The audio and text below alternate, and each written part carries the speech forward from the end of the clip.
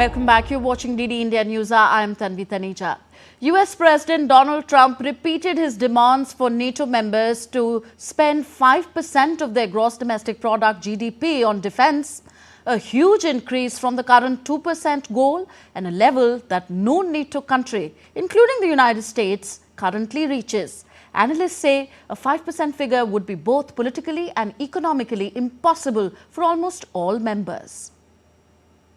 Ladies and gentlemen, US President Donald Trump warned Europe during his first address at the World Economic Forum at Davos after making a comeback to the White House. He asked NATO allies to raise defense spending to 5% of the GDP and threatened tariffs on companies not manufacturing in the US.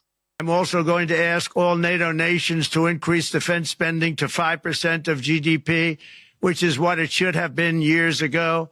Donald Trump made it abundantly clear that Washington no longer wants to spend billions and billions of dollars to finance Europe's defense through NATO.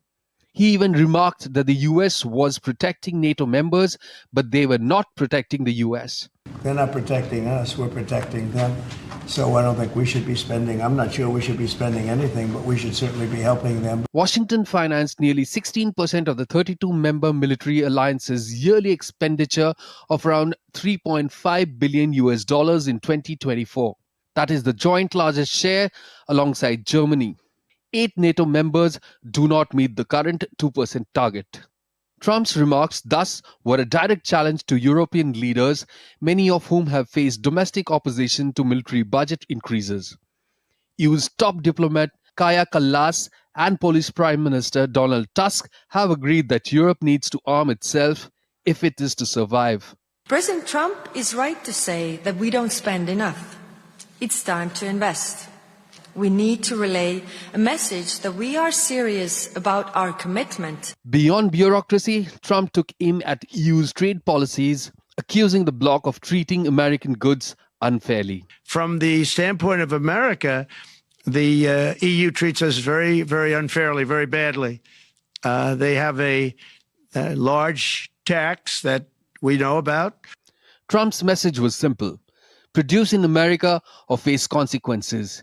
He announced that companies manufacturing within the United States will benefit from a substantial corporate tax reduction. My message to every business in the world is very simple. Come make your product in America and we will give you among the lowest taxes of any nation on earth. But if you don't make your product in America, which is your prerogative, then very simply you will have to pay a tariff.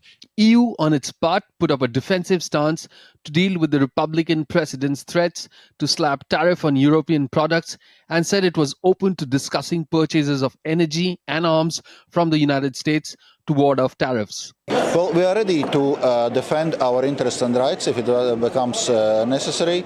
You remember from the first Trump administration when they introduced the tariffs against European steel and aluminium, we responded in a proportionate way. Analysts say a 5% defense spending figure would be politically and economically impossible for almost all members. But Trump's rhetoric at Davos have echoed the tariff dispute of his first term, raising concerns that a fresh US-EU trade conflict could be on the horizon.